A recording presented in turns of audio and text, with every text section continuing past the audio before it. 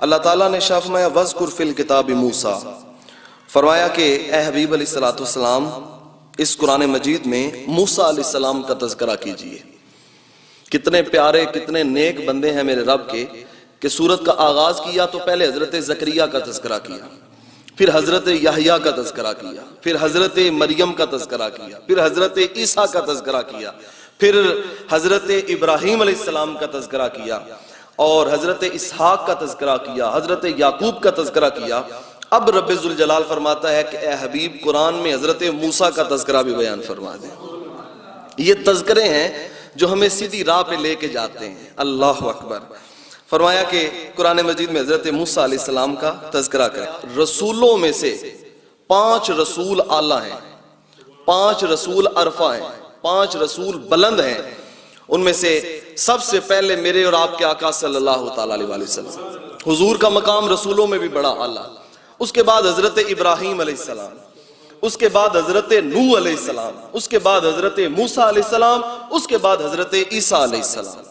یہ 5 رسول اللہ کے ایسے ہیں کہ رسولوں میں بھی ان کی کوئی مثل، کیسی ہستیاں ہیں، کیسی پاکیزہ شان والے ہیں۔ فرمایا کہ قرآن میں حضرت موسیٰ علیہ السلام کا تذکرہ کیجئے۔ اِنَّهُ كَانَ مُخْلِصًا وَكَانَ رَسُولًا نَبِيًّا، فرمایا کہ بے شک وہ اخلاص والے ہیں، وہ مخلص ہیں، وہ اللہ کے رسول بھی ہیں اور غیب کی خبریں بتانے والے بھی ہیں۔ پتہ چلا کہ نبیوں کی یہ شان ہوتی ہے کہ وہ بظاہر لوگوں کے سامنے اپنے معاملات کرتے ہیں، لیکن اس کی جو آنکھ ہوتی ہے وہ پوری کائنات کا احاطہ کیے ہوئے ہوتی ہے، اور جو لوگ نہیں جانتے وہ اللہ کا نبی جان رہا ہوتا ہے اور بیان کر کر کے لوگوں کو بتا دیتا ہے۔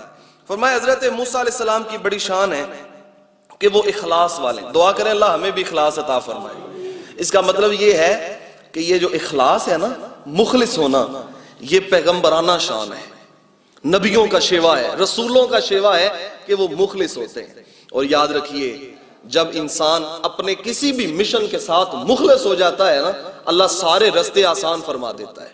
لیکن اخلاص، اس کے اندر بہت ساری حکمتیں ہیں۔ اگر ہم کاروبار کر رہے ہیں نا، بالفرض ہم نے دکان بنائی ہے، اگر اپنے مشن کے ساتھ مخلص آپ ہو جائیں اور آپ اس بات کا جو ہے وہ عزم کر لیں کہ نماز بھی نہیں چھوڑنی، روزہ بھی نہیں چھوڑنا، ناپ تول میں کمی بھی نہیں کرنی، اور جھوٹ کے ساتھ سودا بھی نہیں بیچنا، اخلاص کا رستہ جب آپ اپنا لیں گے نا تو وہ آپ کی بظاہر چھوٹی سی دکان ہوگی لیکن اللہ تعالیٰ اسی میں آپ کو برکتیں عطا فرما دے گا۔ اخلاص کی بڑی برکت ہے۔ قُلْ إِنَّ صَلَاتِي وَنُسُكِي وَمَحْيَايَ وَمَمَاتِي لِلَّهِ رَبِّ الْعَالَمِينَ، جب بندہ اس چیز کا مظہر نہیں بن جاتا ہے اس کا کوئی کام بھی پایا تکمیل تک نہیں پہنچتا ہے۔ اس لیے فرمایا کہ حضرت موسیٰ علیہ السلام کا تذکرہ کریں کہ وہ بڑے اخلاص والے ہیں اور رسول بھی ہیں اور غیب کی خبریں بتانے والے بھی حضرت موسیٰ علیہ السلام۔ پھر فرمایا وَنَادَيْنَاهُ مِنْ جَانِبِ الطُّورِ الْأَيْمَنِ، فرمایا کہ ہم نے موسیٰ علیہ السلام کو ندا دی طور کی دائیں جانب سے، طور کی دائیں جانب سے حضرت موسیٰ علیہ السلام کو۔ یہ بھی شان تو حضرت موسیٰ کی ہے نا کہ طور پہ جا کے اللہ تعالیٰ سے ہم کلام ہوتے ہیں۔ کتنے نبی ایسے ہیں جو خواہش کرتے دنیا سے چلے گئے لیکن خواہش مکمل نہیں ہو سکی۔ حضرت موسیٰ علیہ السلام اللہ کے وہ نبی ہیں، وہ پیغمبر ہیں کہ اللہ تعالیٰ طور پہ بلا کے ان سے براہ راست کلام فرماتا ہے۔ وَقَرَّبْنَاهُ نَجِيًّا، اور فرمایا کہ ہم نے اس کی قبولیت کے لیے موسیٰ کو اپنے قریب کیا، اپنے قریب کیا۔ وَوَهَبْنَا لَهُ مِن رَحْمَتِنَا أَخَاهُ هَارُونَ نَبِيًّا، اور فرمایا کہ ہم نے اپنی رحمت میں سے انہیں ان کا بھائی ہارون عطا فرمایا جس کو نبوت بھی عطا فرمائی۔ خود بھی نبی ہیں اور بھائی بھی نبی ہے۔ بھئی بھائیوں کا اچھا ہونا یہ بھی تو خوش قسمتی ہے نا۔ کتنے لوگ ہوتے ہیں جو خود اچھے ہوتے ہیں، ان کے اعمال اچھے ہوتے ہیں، ان کے کردار اچھے ہوتے ہیں، لیکن بعض اوقات بھائی اس طرح کے ہو جاتے ہیں کہ وہ عزت کے لیے کلک کا سبب بنتے ہیں، وہ عزت کا باعث نہیں بنتے ہیں، وہ بے عزتی کا باعث، بے وقاری کا باعث بن جاتے ہیں۔ شان حضرت موسیٰ کی دیکھیں، اللہ فرماتا ہے آپ کو اپنی رحمت سے حصہ عطا فرمایا کہ آپ کو ہارون جیسا بھائی عطا فرمایا جس کو تاج نبوت بھی عطا فرمایا ہے، نبوت کا تاج عطا فرمایا۔ پھر فرمایا وَذْكُرْ فِي الْكِتَابِ اسماعیل، فرمایا اے محبوب قرآن مجید میں اسماعیل کا تذکرہ بھی کریں۔ اللہ اکبر، کتنے پاکوں کے تذکرے ہو کے آ رہے ہیں.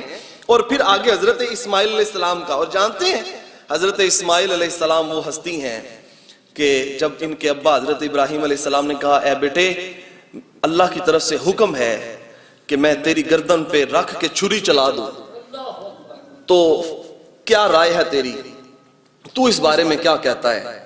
تو حضرت اسماعیل علیہ السلام نے یہ نہیں کہا کہ ابا جی میری گردن پہ چھری رکھ کے چلا دیں، بلکہ کہا اے ابا جی میرے رب نے جو حکم دیا ہے کر گزریے، جس شے کا کہہ دیا ہے وہ کر گزریے، اور آپ دیکھیں گے کہ میں صبر کر کے دکھاؤں گا. میری گردن پہ رکھے نا چھری اور چلا دے. اور علماء فرماتے ہیں کہ حضرت ابراہیم علیہ السلام نے جب حضرت اسماعیل علیہ السلام کو لٹا دیا نا، ایک روایت میں ہے کہ الٹا لٹایا اور ایسے اوپر سے جو ہے وہ گردن کو تان دیا تاکہ رگیں تن جائیں اور آسانی سے چھری چل جائے.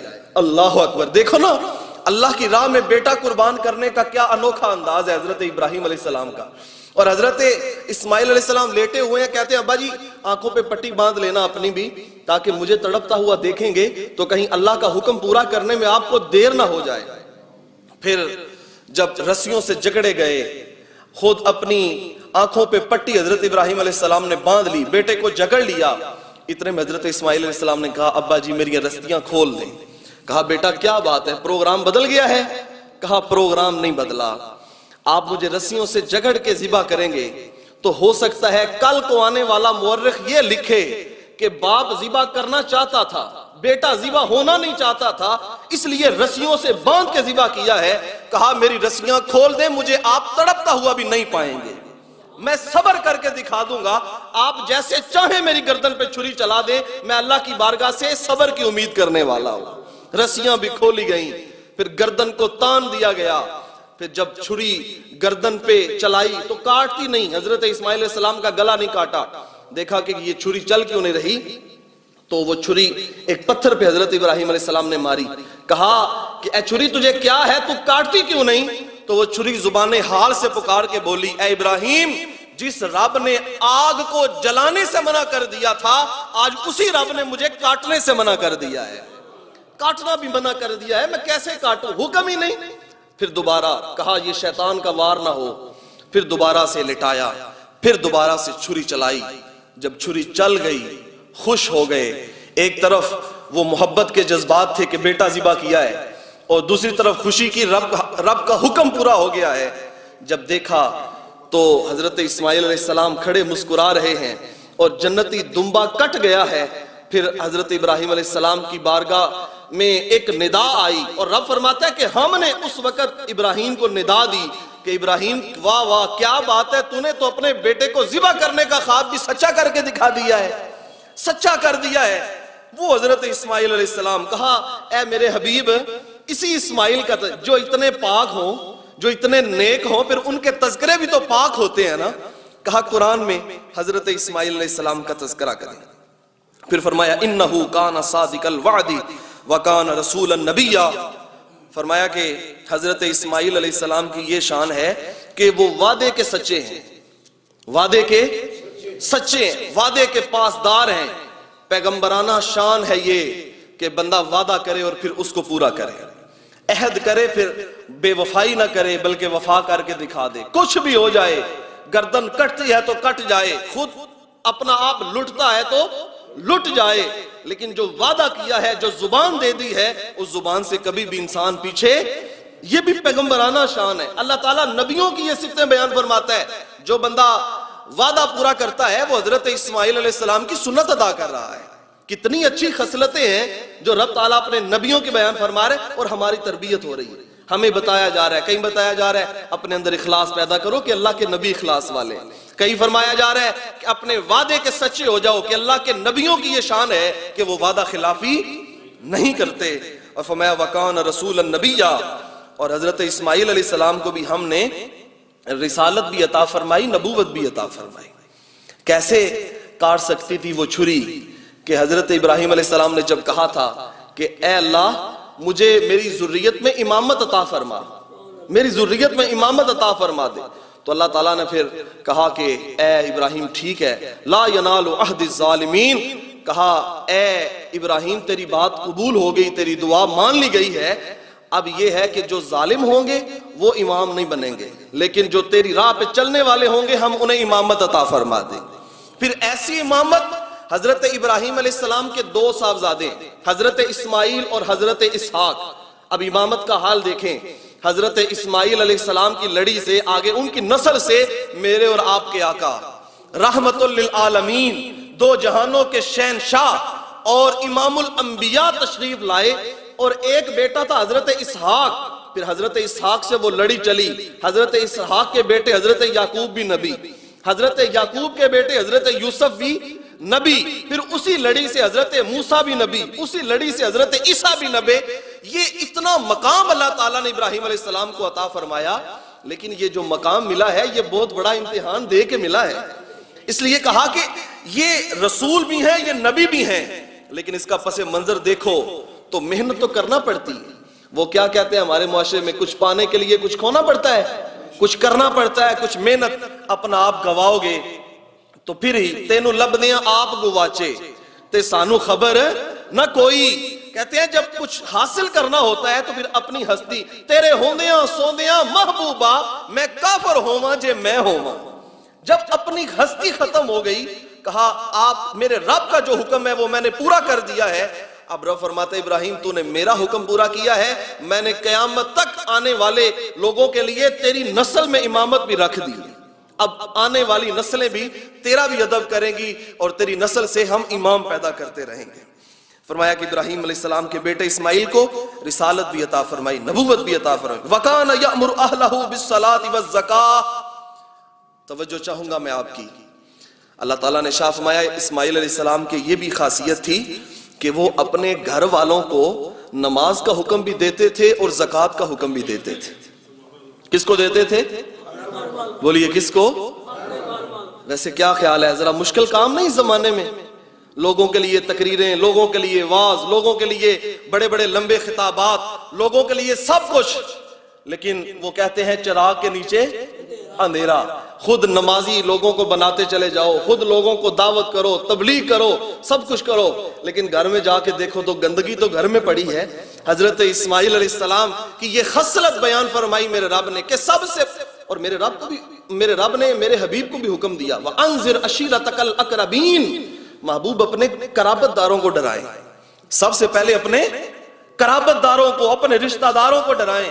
کیا خیال ہے آپ کا، جب حضور علیہ السلام نے کوہ ابو قبیس پہ بلایا تھا پورے کے پورے قریش کو، تو یہ اسی حکم کے مطابق بلایا تھا نا کہ لوگوں کو بعد میں دعوت دیتا رہوں گا، وہ دوں گا، وہ میرا منصب ہے، لیکن سب سے پہلے جو دعوت کے حقدار ہیں وہ اپنے گھر والے، وہ اپنے قبیلے والے ہیں، وہ اپنے خاندان والے ہیں۔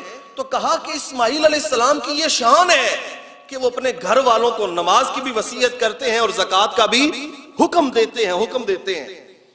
کیا خیال ہے، فجر کے وقت ابا جی مسجد میں آنے کے لیے تیار ہوں اور بیٹا دوسرے کمرے میں سویا ہو تو ابا جی کو چاہیے کہ نہیں کہ بیٹے کو جگا کے پھر مسجد میں آئیں؟ بولیں مشکل کام ہے۔ بیٹے بھی کہتے ہیں ابا جی جاؤ تسی نماز پڑھنی ہے، میں لیٹ ستا، میں دیر نہ ستا، میں آ جاندہ۔ جی ذرا مشکل کام ہے، لیکن ہے پیغمبرانہ شان۔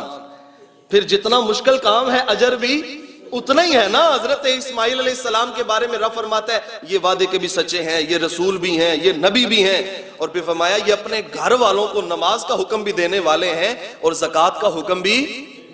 اس لیے سب سے پہلے اپنے آپ سے جو بھی عمل شروع کریں آپ اپنی ذات سے شروع کریں، اپنے آپ سے، اور جو کام اپنے آپ سے شروع کیا جاتا ہے نا پھر اس کے عمل کے لیے لوگ بھی تڑپتے ہیں۔ پھر یہ کام نہیں ہوتا کہ خود جو ہے وہ آپ کہتے رہیں اور عمل خود اگر کریں تو لوگوں پہ اثر نہ ہو، یہ ہو نہیں سکتا۔ اگر آپ خود باعمل ہیں، آپ خود اچھے ہیں، آپ کسی کو دعوت دیں گے تو وہ شخص آپ کی دعوت پہ لبیک کہے گا اور اس کی راہیں بھی مسجد کا دروازہ بن جائیں گے۔ دعوت دینی چاہیے، عمل۔ کتنے ساتھی بیٹھے، میں ہاتھ نہیں کھڑا کرواؤں گا اور کوئی ساتھی ہاتھ بھی کھڑا نہ کرے، میں دلوں پہ دستک دینا چاہتا ہوں۔ آپ نماز کے لیے آتے ہیں تو کتنے دوست ایسے ہیں، کتنے ساتھی ایسے ہیں کہ اپنے دوستوں کو کہہ کے آتے ہیں کہ یار آؤ نماز پڑھنے چلیں؟ کون ہے حکم دیتا ہے جو؟ اگر ہم نہیں دیتے تو ہمیں یہ پیغمبرانہ شان اپنانی ہوگی اور اس پہ عمل کرنا ہوگا۔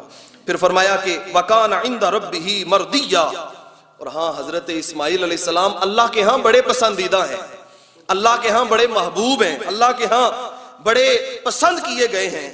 جب یہ تذکرہ بھی ختم ہو گیا پھر فرمایا وَاذْكُرْ فِي الْكِتَابِ ادریس، اے میرے حبیب قرآن مجید میں ادریس علیہ السلام کا تذکرہ بھی کریں۔ ایک اور اللہ کے نبی کا تذکرہ کیا، کیا کیا انداز اپنا کے میرے رب نے ہماری تربیت کی ہے اور ہمیں سمجھایا ہے کہ سیدھے رستے پہ آ جاؤ، ان لوگوں کا تذکرہ پڑھو، دیکھو یہ کیا کرتے رہے ہیں۔ اور حضرت ادریس علیہ السلام یہ حضرت نوح علیہ السلام سے بھی 1000 سال پہلے کے ہیں۔ حضرت ادریس حضرت نوح سے بھی 1000 سال پہلے کے ہیں، اور حضرت نوح علیہ السلام انہی کی اولاد میں سے آگے تیسری پشت میں حضرت نوح علیہ السلام آتے ہیں۔ حضرت ادریس علیہ السلام آپ کی خاصیت یہ ہے سب سے پہلے کپڑا سی کے پہننا، یہ بھی حضرت ادریس علیہ السلام نے ایجاد کیا ہے۔ ویسے پوری دنیا میں اس سے پہلے جہان میں کپڑا سلائی کر کے نہیں پہنا جاتا تھا، بلکہ لوگ ویسے ہی کھال جو ہے وہ سکھا کے اس کو پاک کر کے پہن لیا کرتے تھے۔ یہ حضرت ادریس علیہ السلام کی ایجاد ہے کہ لوگوں نے کپڑا سی کے پہننا شروع کیا ہے۔ دوسری بات، کپڑے کو ناپنا اور کسی بھی چیز کا وزن کرنا، یعنی تولنا اور ناپنا، یہ دونوں کام بھی حضرت ادریس علیہ السلام نے ایجاد کیے ہیں۔ یہ بھی کام حضرت ادریس علیہ السلام کا۔ لوہے کی جو صنعت ہے اس کی جو ابتدا ہے وہ بھی حضرت ادریس علیہ السلام نے کی۔ بڑے کام ہیں جو یہ جنگوں کے لیے جو اسلحہ بنانا شروع کیا گیا ہے، یہ بھی حضرت ادریس علیہ السلام کی ایجاد ہے۔ اتنے مرتبے اور اتنے کمال والے نبی، فرمایا کہ انہو کان صدیقا نبیا، پھر نبی کی شان بیان فرمائی، فرمایا کہ ادریس علیہ السلام سچے بھی ہیں، صدیق بھی ہیں اور اللہ کے نبی بھی ہیں۔ نبی ہیں اللہ کے اور صدیق بھی ہیں، سچے بھی ہیں، اخلاص والے، تصدیق کرنے والے، اللہ کے ایک ہونے کی، نبی علیہ السلام کے نبی ہونے کی اور قیامت کی اور فرشتوں کی، یہ سب چیزوں کی تصدیق کرنے والے ہیں۔ نظر آیا یا نہیں آیا، لیکن کہا کہ مولا جب کہہ دیا ہے کہ تو ایک ہے تو تو ایک ہی ہے، ہم لوگوں کو دعوت دیتے رہیں گے، ہم لوگوں کو تبلیغ کرتے رہیں گے۔ اللہ اکبر۔ فرمایا وَرَفَعْنَاهُ مَكَانًا عَلِيًّا، ہم نے ان کو اٹھا لیا اونچے مقام کی طرف، اونچے مقام کی طرف حضرت ادریس علیہ السلام کو اٹھا لیا۔ ایک معنی علماء نے بیان فرمایا ہے بلند مرتبے پہ اٹھانے کا کہ اللہ تعالیٰ نے حضرت ادریس علیہ السلام کو شان بڑی عطا فرمائی، مرتبہ عطا فرمایا، بلند اور اعلیٰ مرتبہ عطا فرمایا۔ اور دوسرا معنی اس کا یہ علماء نے بیان فرمایا، اور جو صحیح تر معنی ہے، جو اکثر مفسرین نے اختیار کیا ابن جریر سے لے کے موجودہ حضرت علامہ سید محمود آلوسی تک، یہ 13ویں صدی کے محدث ہیں اور وہ پہلی صدی کے 1300 سالہ علم تفسیر کے جو ماہر ہیں، انہوں نے جو صحیح تر معنی اس کا بیان کیا ہے وہ یہ ہے، اور اس کے حوالے سے مسلم میں ایک حدیث صحیح بھی موجود ہے، حضرت کعب الاحبار اس کے راوی ہیں، اس کو روایت کرنے والے ہیں، فرماتے ہیں کہ میرے کریم آقا علیہ السلام نے ارشاد فرمایا کہ ایک دن حضرت ادریس علیہ السلام کے پاس اسرائیل آیا، تو حضرت ادریس علیہ السلام نے کہا کہ میری روح قبض کر کے دکھاؤ نہ ذرا۔ اللہ تعالیٰ کا حکم ہے نا کہ ہر نفس نے موت کا ذائقہ، کل نفس ذائقۃ الموت، کہا کہ مجھے وہ موت کا ذرا ذائقہ تو دو، میری روح قبض کر کے پھر لوٹاؤ مجھے۔ تو اسرائیل نے وہ بات تسلیم کر لی اور حضرت ادریس علیہ السلام کی روح کو قبض کیا اور قبض کر کے تو واپس روح لٹا دی۔ پھر حضرت ادریس علیہ السلام کو آسمانوں پہ اٹھایا گیا، اور یہ معراج شریف کے حوالے سے بھی آپ سنتے رہتے ہیں کہ چوتھے آسمان پہ حضور علیہ السلام کی ملاقات حضرت ادریس علیہ السلام سے ہوئی تھی۔ پھر آپ نے خواہش ظاہر کی کہ مجھے جہنم دکھاؤ تاکہ میرا خوف اور بڑھ جائے اور میں زیادہ اللہ تعالیٰ کی عبادت کرنے لگوں اور اللہ تعالیٰ سے میں زیادہ ڈرنے لگوں۔ آپ کو دوزخ جو ہے وہ دکھائی گئی، پھر کہا گیا کہ مجھے دوزخ کے اوپر سے گزارو، پھر ان کو دوزخ سے اوپر سے گزارا گیا اور جلدی سے وہ دوزخ کے اوپر سے گزر گئے، جسے ہم پل صراط کہتے ہیں کہ پل صراط اس سے ہر شخص گزرے گا۔ حضرت ادریس علیہ السلام ادھر سے بھی گزر گئے۔ پھر اس کے بعد آپ نے کہا کہ مجھے جنت دکھاؤ، تو جب جنت میں اسرائیل ان کو لے کے گئے تو حضرت ادریس علیہ السلام جنت میں چلے گئے، وہاں ٹہلنے لگے، وہاں کے وہ باغات دیکھے۔ تو تھوڑی دیر انتظار کرنے کے بعد اسرائیل نے کہا حضرت اب تشریف لے آئے، اب واپسی اپنے مقام پہ جانے کا وقت آ گیا ہے۔ تو حضرت ادریس علیہ السلام نے کہا میرے رب کا وعدہ ہے کل نفس ذائقۃ الموت، ہر نفس نے موت کا ذائقہ تو میں نے موت کا ذائقہ چکھ لیا ہے، میں نے موت کا ذائقہ چکھ لیا ہے، اور میرے رب کا یہ بھی وعدہ ہے کہ ہر شخص کے اوپر جہنم کو پیش کیا جائے گا تاکہ اس کا خوف بڑھ جائے۔ تو میں نے جہنم بھی دیکھ لی ہے، اور رب کا یہ وعدہ ہے کہ اس کے اوپر سے بھی گزارا جائے گا، تو میں اس کے اوپر سے بھی گزر گیا ہوں، اور اب میں آ گیا ہوں جنت میں، اور جو جنت میں داخل ہو جائے گا اس کے لیے میرے رب کا وعدہ ہے کہ جو جنت میں داخل ہو گیا پھر اسے جنت سے نکالا نہیں جائے گا۔ کہا میں سارے مرحلے طے کر آیا ہوں، اب میں جنت سے نکلنے والا نہیں ہوں۔ اللہ تعالیٰ نے وہ مقام عطا فرمایا، اور یہ قول علماء کا معتبر ہے کہ حضرت ادریس علیہ السلام ابھی بھی جنت میں ہیں، ابھی بھی جنت میں ہے، وہ مزے کی زندگی گزار رہے ہیں۔ اللہ اکبر۔ حضرت ادریس علیہ السلام کا تذکرہ اللہ رب الجلال نے کہا کہ اے محبوب قرآن میں ان کا تذکرہ بھی کریں کہ ان کو ہم نے اونچے مقام پہ فائز فرما دیا اور اٹھا لیا، اور اب بھی وہ جنت کے اندر اسی طرح مزے کی زندگی گزار رہے ہیں۔ پھر فرمایا اولئک الذین انعم اللہ علیہم من النبیین من ذریۃ آدم، کہا کہ یہ وہ لوگ ہیں کہ جن کے اوپر اللہ تعالیٰ نے انعام فرمایا ہے، جن کے اوپر اللہ تعالیٰ نے انعام فرمایا ہے۔ میں نے اجمالی طور پہ گنوا دیے، پھر گنوا دو ایک دفعہ۔ سورہ مریم کا آغاز ہوا، سب سے پہلے حضرت زکریا کا تذکرہ، پھر حضرت یحییٰ کا تذکرہ، پھر حضرت مریم کا تذکرہ، پھر حضرت عیسیٰ کا تذکرہ، پھر اس کے بعد حضرت ابراہیم کا تذکرہ، پھر اس کے بعد حضرت یعقوب کا تذکرہ، حضرت اسحاق کا تذکرہ، حضرت موسیٰ کا تذکرہ، حضرت اسماعیل علیہ السلام کا تذکرہ، پھر حضرت ادریس علیہ السلام کا تذکرہ۔ یہ سارے کے سارے نبی اللہ تعالیٰ نے اس صورت کے اندر پیش فرمائے کہ ان کا تذکرہ پڑھو۔ پھر فرماتا ہے کہ یہی وہ لوگ ہیں انعم اللہ علیہم من النبیین من ذریۃ آدم، آدم کی اولاد میں سے اور نبیوں میں سے یہ وہ ہستیاں ہیں جن کے اوپر اللہ تعالیٰ نے اپنا انعام عطا فرمایا ہے، اپنا انعام عطا فرمایا ہے۔ وَمِمَّنْ حَمَلْنَا مَعَ نُوحٍ، اور ان میں سے وہ بھی ہیں کہ جن کو اللہ تعالیٰ نے حضرت نوح علیہ السلام کے ساتھ سوار کیا ہے۔ دیکھیں حضرت نوح کا تذکرہ بھی آ گیا ہے قرآن کے اندر، ایک سورت کے اندر کتنے پیغمبروں کے تذکرے کیے جا رہے ہیں، اور یہ سب کچھ ہمیں سمجھانے کے لیے مثالیں دے دے کے کہ لوگوں آؤ پیغمبرانہ شانوں کو اپنا لو، انہی عادتوں کو اپنا لو، پھر دیکھو اللہ تعالیٰ تمہارے ساتھ راضی ہوتا ہے۔ پھر فرمایا وَمِن ذُرِّيَّةِ إِبْرَاهِيمَ وَإِسْرَائِيلَ، اور حضرت ابراہیم علیہ السلام کی اولاد سے اور حضرت یعقوب علیہ السلام کی اولاد سے ہم نے ان کے اوپر انعام فرمایا۔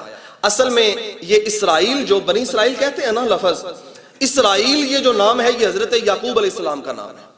اسراء کہتے ہیں عبرانی زبان میں اللہ کو، اور ایل کہتے ہیں بندے کو۔ اسرائیل پورا لفظ ملتا ہے تو اسے کہتے ہیں اللہ کا بندہ۔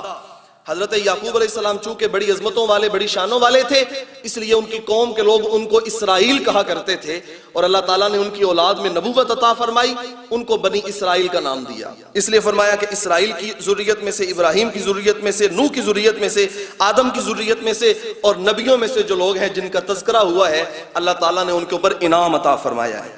پھر فرمایا وَمِمَّنْ هَدَيْنَا وَاجْتَبَيْنَا، اور ان میں ان کا بھی تذکرہ ہے کہ جن کو ہم نے ہدایت عطا فرمائی، وَاجْتَبَيْنَا، اور پھر چن بھی لیا ہے۔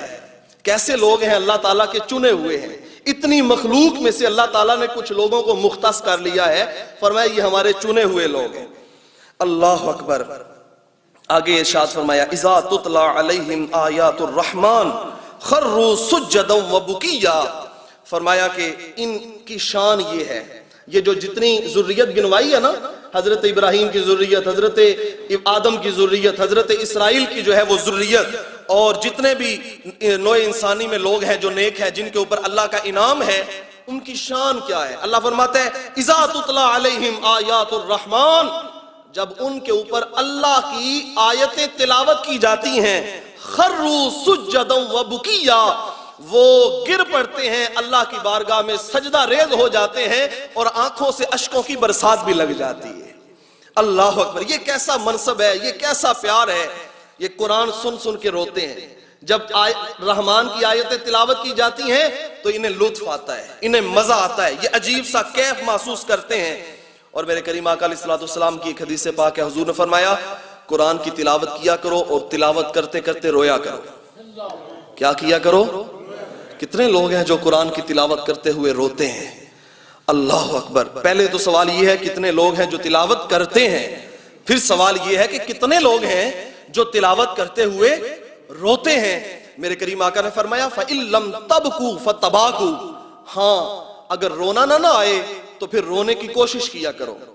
وہ کہتے ہیں کہ اگر رونا نہ بھی آئے تو رونے جیسا منہ بنا لو رونے جیسا، رونے کی کوشش کر لو، اندر تو وہ کھٹکا ہونا چاہیے۔ حضرت داتا گنج بخش علی جویری رحمۃ اللہ تعالیٰ علیہ کشف المعجوب میں فرماتے ہیں کہ آپ سے ایک شخص نے پوچھا حضرت اگر رونے کی کوشش کریں پھر بھی رونا نہ آئے تو آپ نے فرمایا کہ پھر وہ اپنے مقدر پہ رویا کرے کہ اتنا پتھر دل ہے، قرآن سن کے بھی اسے رونا نہیں آتا، قرآن پڑھ کے بھی اسے جو ہے لذت اور حظ نصیب نہیں ہوتا ہے، فرمایا پھر وہ اپنے مقدر پہ روئے۔ اس لیے اللہ والوں کی شان یہ ہے کہ جب ان پہ قرآن تلاوت کیا جاتا ہے تو وہ گر پڑتے ہیں سجدے میں اور ان کی آنکھوں سے اشکوں کی برسات لگ جاتی۔ میں یہاں ایک بات بیان کر دوں کہ یہ آیت سجدہ ہے قرآن مجید میں، جو سجدے ہیں نا ان میں سے ایک یہ آیت سجدہ۔ آپ تمام احباب جنہوں نے بھی یہ آیت سنی ہے سب کے اوپر سجدہ کرنا واجب ہو چکا ہے۔ آپ نے جمعے کی نماز کے بعد ابھی ایک سجدہ تلاوت سمجھتے ہیں نا سارے، سجدہ تلاوت آپ سب نے کر لینا ہے، سب کے ذمہ پہ وہ لازم ہو چکا ہے۔ آگے فرمایا فَخَلَفَ مِن بَعْدِهِمْ خَلْفٌ، ہاں پھر ان انعام یافتہ لوگوں کے بعد کچھ لوگ ایسے بھی آئے، ان کے خلیفہ بن گئے کہ جنہوں نے اضاعوا الصلاۃ، جنہوں نے اپنی نمازیں ضائع کر دی۔ اپنی نمازیں، علماء فرماتے ہیں یہاں اضاعوا الصلاۃ سے مراد ہے کہ انہوں نے نمازیں جماعت کے ساتھ نہیں پڑھی، نمازیں پڑھنے میں سستی کر دی، نمازیں قضا کر کے پڑھ، اگرچہ قضا کر کے پڑھ لی لیکن پھر بھی انہوں نے نمازوں کو ضائع کیا ہے۔ اس لیے فرمایا کہ جو ان کے بعد آنے والے لوگ تھے انہوں نے نمازوں کو ضائع کیا۔ وَاتَّبَعُوا الشَّهَوَاتِ، اور انہوں نے اپنے نفس کی پیروی کر لی۔ فَسَوْفَ يَلْقَوْنَ غَيًّا، اور جہنم کا ایک جنگل ہے غی نام کا، اللہ فرماتا ہے اس غی نام کے جہنم میں جلدی وہ پھینکے جائیں گے۔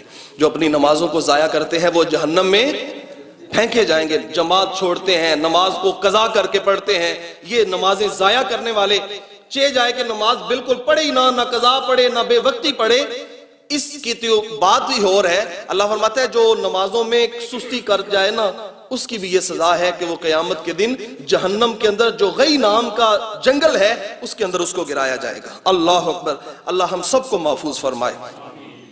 فرمایا الا من تابا، ہاں وہ لوگ جنہوں نے توبہ کی، وآمنا، اور ایمان لے آئے، وعمل عملا صالحا، اور نیک اور صالح عمل کر لیے، فاولئک یدخلون الجنہ، وہی لوگ ہیں کہ جن کو جنت میں داخل کر دیا جائے گا۔ توبہ کی ہے، ایمان لائے ہیں، نیک اور صالح اعمال کیے ہیں، یہ جنت میں داخل ہو جائیں گے۔ ولا یظلمون شیئا، اور ان کے اوپر تھوڑا سا بھی ظلم نہیں کیا جائے گا۔ جو اللہ کی بارگاہ میں پورا حکم بجا لاتا ہے اس کے اوپر ظلم نہیں کیا جائے گا۔ پھر فرمایا کہ جنات عدن التی وعد الرحمن عبادہ بالغیب، وہ جنت کے باغ جن کا وعدہ الرحمن نے کیا ہے اپنے بندوں کے ساتھ، بالغیب، بغیر دکھائے، کسی نے جنت دیکھی نہیں لیکن اللہ وعدہ فرما رہا ہے کہ ہم اسے جنت عطا فرمائیں گے۔ انہو کان وعدہ ماتیا، اور بے شک اس کا وعدہ آنے والا ہے، اس کا وعدہ بہت دور نہیں بلکہ آنے والا ہے۔ لا یسمعون فیہا لغوا الا سلاما، اور فرمایا جنتیوں کی یہ شان ہے پھر جو جنت میں داخل ہو جائیں گے وہ لغو بات نہیں کریں گے، وہ فضول کلام، اس کا مطلب یہ ہے کہ کام دی گال کرنا چنگے بندیاں دا شیوا ہے، فضول باتیں کرنا یہ جنتیوں کا شیوا۔ جنتیوں کا شیوا یہ ہے کہ جب بھی بات کرتے ہیں با مقصد بات کرتے ہیں، با مراد بات کرتے ہیں، اچھی بات کرتے ہیں۔ لغو بات کرنا جنتیوں کا طریقہ، اللہ فرماتا ہے جنتی لغو کلام نہیں کریں گے بلکہ وہ سلام کریں گے ایک دوسرے کو، جب بھی گزریں گے پاس سے تو وہ سلام کریں گے۔ وَلَهُمْ رِزْقُهُمْ فِيهَا بُكْرَةً وَعَشِيًّا، اور فرمایا کہ ان کے لیے وہاں پہ جنت میں صبح و شام رزق ہوگا۔ کب کب کب کب؟ سارے نہیں بول رہے، کیا خیال ہے آپ کا؟ صبح دوپہر شام کے صبح شام، اس کا مطلب یہ ہے کہ جو کھانا ہے وہ 2 وقت ہی ہے، جو رسم 3 وقت کی بن گئی ہے وہ قرآن میں اس کا تذکرہ فرمایا صبح اور شام کو یہ جو کھانا دیا جائے گا یہ 2 وقت کا کھانا ہے جو رسم بنانا چاہیے۔ ویسے کبھی سبب کے ساتھ کبھی 3 دفعہ کھا لیا 4 دفعہ کھا لیا جائز ہے، لیکن اس کو باقاعدہ طور پہ رول بنا لینا اور ضابطہ بنا لینا یہ درست نہیں ہے۔ فرمایا کہ تلک الجنت التی نورث من عبادنا من کان تقیا، یہی وہ لوگ ہیں جو جنت کے وارث ہیں اور یہ وہ لوگ ہیں کہ جو تقوی والے ہیں، متقی ہیں۔ وما نتنزل الا بامر ربک، ان کے اوپر کچھ بھی نازل نہیں ہوا ہاں رب کا حکم، لہو ما بین ایدینا وما خلفنا وما بین ذالک، اور وہ کہتے ہیں کہ جو ہمارے آگے ہے، جو ہمارے پیچھے ہے، جو ہمارے درمیان ہے، وہ سب کچھ اللہ ہی کا ہے، سب کچھ اللہ کے حکم سے ہی ہے۔ وما کان ربک نسیا، اور آپ کا رب کبھی بھی آپ کو بھولنے والا نہیں۔ رب السماوات والارض، اور وہ رب ہے آسمانوں کا، وہ رب ہے زمین کا، وما بینہما، اور جو کچھ زمینوں میں ہے اس تمام کا وہ رب ہے۔ فاعبدہ، اسی کی بندگی کرو، اسی کی عبادت کرو۔ واستبر لعبادتہ، اور اسی کی عبادت کے اوپر قائم رہو۔ هل تعلم له سمیا، کیا آپ نے اپنے رب کے سوا کسی دوسرے کا نام سنا ہے؟ وہی رب ہے اور وہی ایک ہے جو سب کو پالنے والا ہے، سب کو رزق دینے والا ہے۔ دوستان ذی وقار، سورہ مریم کے 4 رکوع مکمل ہوئے۔ آئندہ جمعۃ المبارک پہ انشاءاللہ ہم 5ویں رکوع سے آغاز کریں گے۔ اللہ ہم سب کو استقامت عطا فرمائے، قرآن مجید کا نور ہم سب کو نصیب فرمائے۔ کی محمد سے وفا تو نے تو ہم تیرے ہیں، یہ جہاں چیز ہے کیا لوح و قلم تیرے ہیں، وما علینا